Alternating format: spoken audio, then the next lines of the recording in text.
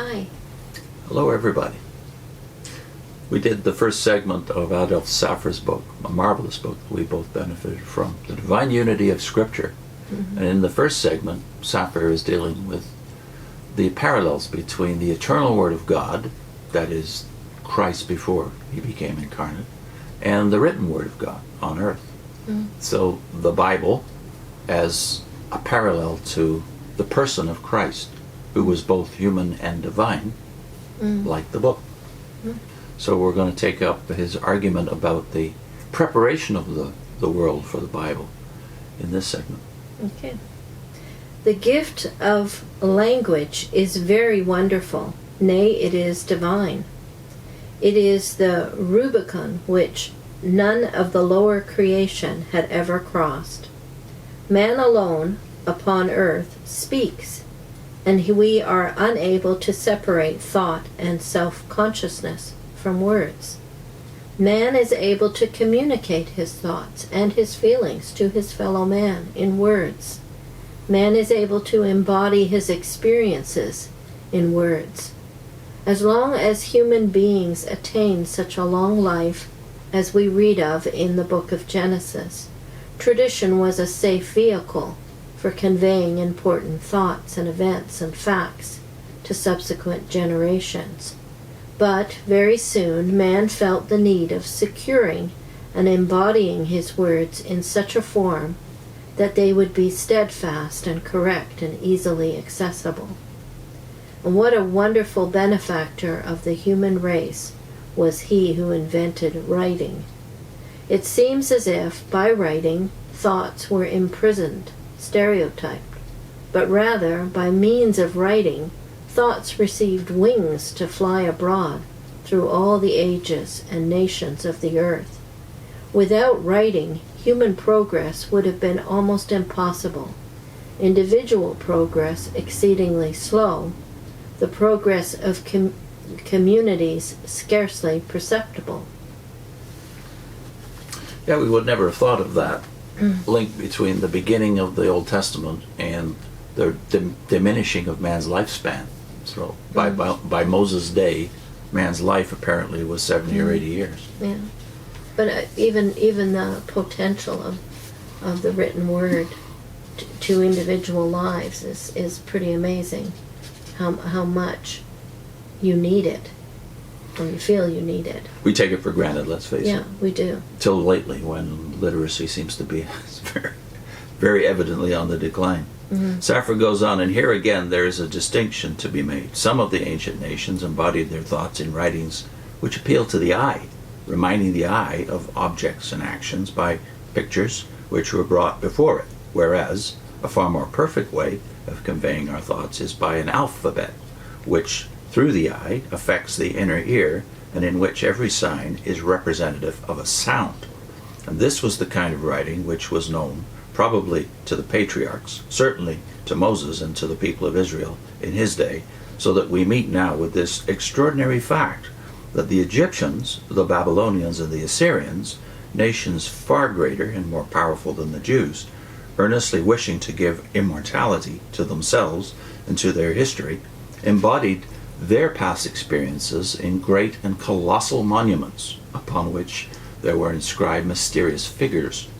Notwithstanding, for centuries and centuries they remained unknown to the world, and within even the last century they exercised, and sometimes baffled, the sagacity of the most ingenious, whereas this poor, despised nation, God's nation, was able, from the beginning, in an easy, correct, and accessible manner, to embody its history, also in a compact and continuous method.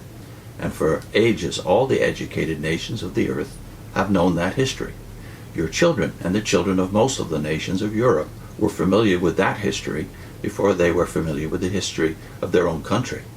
When, therefore, God said to Moses, "Write in a book," and again, "Write in a book," and when we find that our Savior and all the apostles laid such great emphasis upon that which is written, and when John in the Apocalypse received again the command, "Write in a book," do we not see that God acted not merely with the most profound wisdom, but also with the most fatherly adaptation to the wants of humanity?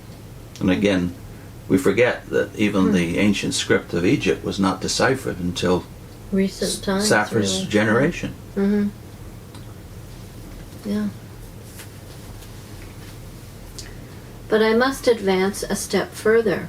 By degrees, the books of the Old Testament were written as the history of the Old Testament developed. Israel, after the captivity, having been, by the judgment of God, delivered from idolatry, now concentrated all its religious and intellectual energy upon the scripture, the law, and the teaching which God had given them. And with the utmost reverence and the most scrupulous fidelity, they collected and they preserved the sacred writings. But the book was in Hebrew, and it was in Palestine, in a corner of the world. And if this book is for the world, who is to publish it and give it unto the nations? Then there came that wonderful conqueror, Alexander the Great, a bright meteor, appearing for a brief time. And this was his great work, that he introduced the language and the culture of Greece into Asia. Thus there was formed a bridge between the Jews in Palestine and the whole outer world. The Greek language was destined to become the language of the whole inhabited earth, and thus in the providence of God, through the existence of multitudes of Jews in Alexandria and surrounding countries, there was produced the translation of the Hebrew Bible into the Greek Septuagint, which served a double purpose. First, God's scriptures were now translated into a language in which they could reach all the known nations of the earth. And secondly, that very language, the Greek language, was made plastic to express those ideas, which no Greek, in fact, no nation of the earth ever had before, and which, I've got 2 pages here, I think. And which were embodied in the New Testament. The ideas of humility, of grace, of God, and afterwards the evangelists and the apostles found ready to their hand the Greek language in which they carried the tidings of salvation unto all the nations of the earth. When this book was thus formed, the Old Testament by the care of the Jews and the New Testament by the care of the early church, then it began its history among the nations. And what I wish to impress upon you today is that if we have the book at present as a living book amongst us, this is a wonderful fact, for the persecution of it has never ceased. Mm-hmm. Yeah, a lot of things you just don't think about. The sacred Hebrew book, translated into Greek, then goes all over the world, through the Jews first, and then even further when the church gets a hold of it and canonizes it, right? Yeah. And we forget the role and providence of Alexander and the Grecian Empire, which was only 300 years old when all of this was happening in the New Testament. Yeah. And how wonderful that looks, not just because there was now a universal language in the whole known world, but because the language was the greatest ever devised, and some say is still the greatest language in terms of its ability to express very complex thoughts. So the timing of it and the means whereby the whole world could receive writings of a specific people from a different language. Why theirs and not all the others? And why such a value given to it by all the nations? Whereas there are other ancient writings, but they didn't have that. Still of value.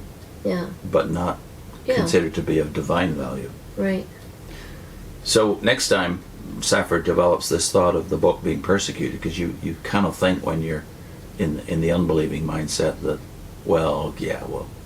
these explanations are sensible, but on the other hand, they could explain why this book is all over the world and still the #1 bestseller. Yes, but it was also the most opposed book in the world, and for many centuries after the Roman Empire. Next time. But I'll put a link into Michael Green's discussion of how the Roman Empire prepared the world for the gospel. Okay. See ya then.